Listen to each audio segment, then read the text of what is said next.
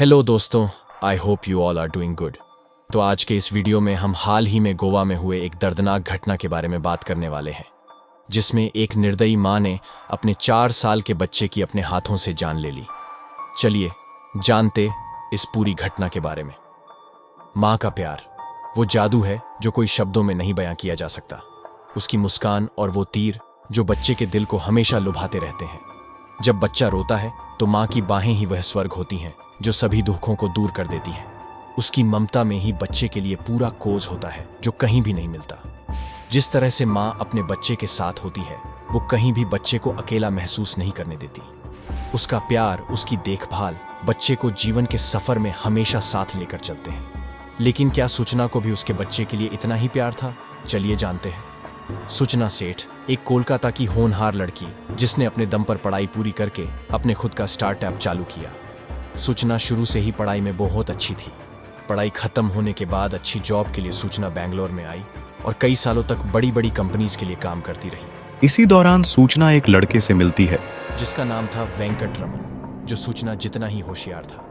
धीरे धीरे ये दोनों अच्छे दोस्त बनते हैं और फिर एक दूसरे से प्यार करने लगते हैं और 2010 में ये दोनों शादी कर लेते हैं। उनका जीवन अच्छी तरह से गुजर रहा था।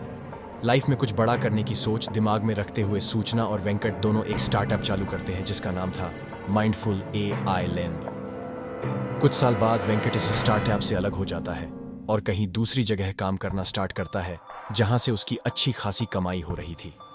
लेकिन वेंकट के स्टार्टअप से अलग होने के बाद अब सूचना अकेली बची थी, जो जैसे तैसे करके कंपनी चला रही थी। लेकिन सूचना के लिए यह स्टार्टअप अकेले रन करना बहुत मुश्किल जा रहा था। सूचना इस चीज का जिम्मेदार वेंकट को ठहराती है, जिसके चलते दोनों में बहुत ज्यादा विवाद होने लगे। जैसे तैसे 9 साल गुजर जाते हैं। तब 2019 में इन दोनों की लाइफ में जैसे मानो सारी खुशियां लौट आती हैं चिन्मय के रूप में। 2019 में सूचना और वेंकट को एक बेटा होता है जिसका नाम चिन्मय रखा जाता है। देखा जाए तो घर में बेटा आने के बाद सारी चीजें ठीक हो जानी चाहिए थी, लेकिन इन दोनों के केस में एकदम उल्टा हो रहा था। चिन्मय के पैदा होने के बाद इन दोनों में और भी झगड़े होने लगे, वह भी छोटे छोटे चीजों को लेकर। एक दिन 2022 अगस्त के महीने में इन दोनों में बहुत बड़ा झगड़ा हो जाता है और इस वजह से वेंकट सूचना का घर छोड़कर चला जाता है। अब इन दोनों को ये बात समझ आ चुकी थी कि ये दोनों अब साथ नहीं रह सकते और अब सूचना को वेंकट से डिवोर्स चाहिए था। सूचना ने उसी बात को लेकर पुलिस स्टेशन में वेंकट के खिलाफ डोमेस्टिक वायलेंस की केस दर्ज कराई। सबूत की दौर पे दिखाए गए वीडियोस, फोटोज, ऑडियो कॉल्स को देख के ये साफ साफ दिखाई दे रहा था कि एक्चुअल में सूचना के साथ डोमेस्टिक वायलेंस हो रहा था। तो ये बात को ध्यान में रखते हुए कोर्ट ने वेंकट को सूचना और चिन्मय से दूर रहने का ऑर्डर दिया। इसी दौरान इन दोनों के डिवोर्स का केस भी चल रहा था। अब वेंकट चिन्मय और सूचना से अलग अकेले रह रहा था और वेंकट को उन दोनों से मिलने की अनुमति नहीं थी। लेकिन वेंकट को अपने बच्चे से बहुत ज्यादा प्यार था। अपने बच्चे से दूर रहना मुश्किल हो रहा था और अपने बेटे को पिता का प्यार देने की बहुत इच्छा थी। तो 3 महीने बाद ही वेंकट ने कोर्ट में अपील करी कि उससे अपने बच्चे से मिलने की अनुमति दी जाए। एक पिता का अपने बच्चे की प्रति प्यार देखकर कोर्ट ने यह अर्जी स्वीकार कर ली और वेंकट को महीने के हर रविवार को चिन्मय से मिलने की अनुमति दे दी। ये बात सुनकर वेंकट के खुशियों का ठिकाना नहीं रहा। वह अपने बेटे को मिलने के लिए बेसब्री से इंतजार कर रहा था। लेकिन सूचना इस फैसले से बिल्कुल भी खुश नहीं थी। सूचना अपने बेटे को वेंकट से मिलना ही देना नहीं चाहती थी। तो जब जब रविवार का दिन पास आता तब तब सूचना चिन्मय को लेके कहीं चली जाती थी ताकि चिन्मय और वेंकट एक दूसरे से ना मिल पाए।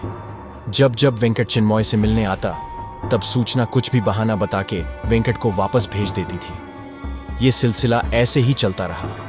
तब जनवरी के महीने में वेंकट और चिन्मय का मिलने का दिन पास आता है, लेकिन दोनों एक दूसरे से ना मिल पाए, इसलिए सूचना चिन्मय को लेकर घूमने चली जाती है। यहां से असली कहानी शुरू होती है। यह दिन था 6 जनवरी 2024 का।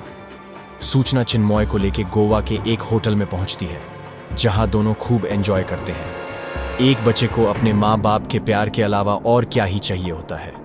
अब 1-2 दिन वह रूकने के बाद सूचना होटल के रिसेप्शन पे जाके चेकआउट की फॉर्मेलिटीज करती है और रिसेप्शनिस्ट से सूचना के लिए एक कैब बुक करने की रिक्वेस्ट करती है। जब कैब कहाँ के लिए बुक करनी है ये सूचना से पूछा जाता है तो सूचना बताती है कि उससे बंगलोर जाने के लिए कैब बुक करानी है। ये चीज सुन के होटल के लोगों को थोड़ा अजीब लगता है, क्योंकि गोवा से बैंगलोर का सफर थोड़ा तो है नहीं। तो होटल वाले लोग सूचना से कहते हैं कि क्या हम आपके लिए फ्लाइट की टिकट्स बुक करें? बाई रोड जाने में आपको बहुत समय लग जाएगा।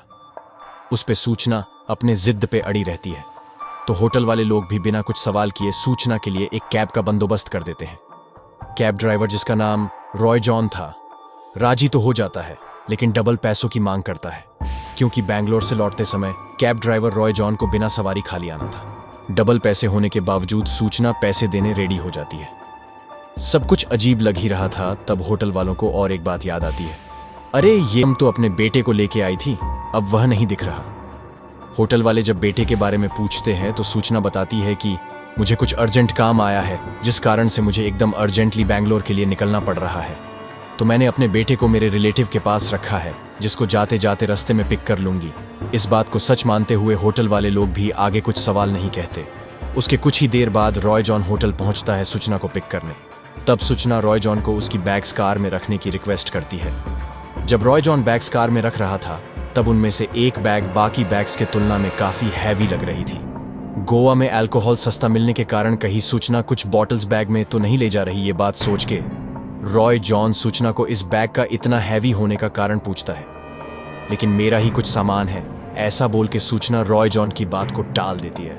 अब ये दोनों बैंगलोर की ओर निकल पड़ते हैं। सफर के दौरान रॉय जॉन सूचना से बातें करने की कोशिश करता है, लेकिन सूचना की तरफ से कुछ रिस्पॉन्स न आने पर रॉय जॉन अपनी कार ड्राइव करने में खुद को बिजी कर लेता है। अब ये दोनों कर्नाटक के आसपास पहुंच चुके थे। तभी उस रॉय जॉन को एक कॉल आता है। हेलो, कौन? सामने से जवाब आता है, गोवा पुलिस। ये सुन के रॉय जॉन डर जाता है। क्या मसला हुआ है? पूछने पर पुलिस रॉय जॉन से पूछती है कि क्या सूचना अभी तुम्हारे साथ है? क्या उसके साथ कोई बच्चा है? तब रॉय जॉन बताता है, जी है, मेरे साथ ही है, लेकिन कोई बच्चा उनके साथ नहीं है। तब पुलिस पूरी सच्चाई बताते हैं। वह सारी बातें सुन के रॉय जॉन के पैरों तले की जमीन खिसक जाती है। ऐसा क्या बताया पुलिस ने जो रॉय जॉन इतना शॉक हो गया? पुलिस क्यों सूचना के बारे में इतना सब कुछ पूछ रहे हैं? चलिए चलते हैं सच्चाई की ओर। पुलिस ने रॉय जॉन से कोंकणी भाषा में बात करना चालू किया ताकि सूचना को इन दोनों की बातें समझ में ना आए। तब पुलिस ने बताया कि सूचना के चेकआउट के बाद जब रूम साफ सफाई करने होटल का स्टाफ रूम में गया तो उन्हें कुछ खून के निशान मिले। उसके साथ 2 कफ सिरप की खली बॉटल्स भी मिली हैं। होटल वालों ने इस पूरे मामले में कुछ गड़बड़ होने का दावा किया है, तो हमें सूचना पे शक है। तो पुलिस द्वारा रॉय जॉन को आसपास के किसी भी पुलिस स्टेशन पहुंचने के लिए कहा जाता है। अब ये मामला जानने के बाद रॉय जॉन एक ट्रॉमा में गाड़ी चला रहा था। उससे अब असलियत पता थी कि इस औरत ने उसके बच्चे के साथ कुछ तो किया है। तो बिना डरे वह रॉय जॉन थोड़ा आगे जाते ही सूचना को वॉशरूम का बहाना देके अपनी कार रोक देता है और किसी बंदे से लोकल पुलिस स्टेशन का एड्रेस पूछता है और सीधे गाड़ी और सूचना दोनों को लेकर नजदीकी पुलिस स्टेशन पहुंचता है। पुलिस स्टेशन पहुंचने के बाद भी सूचना के चेहरे पे कोई डर नहीं था, ना ही उसने वह से भागने की कोशिश करी। उसने बस रॉय जॉन से कैजुअली पूछा कि यहां क्यों ले आए हो? रॉय जॉन कुछ काम है ऐसा बहाना देकर पुलिस स्टेशन के अंदर चला जाता है और गोवा पुलिस से उन्हें लोकल पुलिस की बात करवाता है। तब गोवा पुलिस सारी हकीकत कर्नाटक पुलिस को बताती है। तुरंत ही कर्नाटक पुलिस एक्शन में आ जाती है और कार में बैठी सूचना को हिरासत में ले लेते हैं उसकी पूछताछ करने के लिए। जब सूचना के बैग को खोल के देखा जाता है तो पुलिस बहुत ज्यादा चौंक जाती है, क्योंकि उस बैग में कुछ और नहीं बल्कि एक 4 साल के छोटे बच्चे की लाश होती है और ये कोई और नहीं बल्कि सूचना का खुद का बेटा चिन्मय की लाश होती है। ये देख के पुलिस रॉय जॉन के साथ साथ पुलिस भी शॉक्ड हो जाते हैं, क्योंकि एक माँ अपने 4 साल के बेटे का मर्डर कैसे कर सकती है।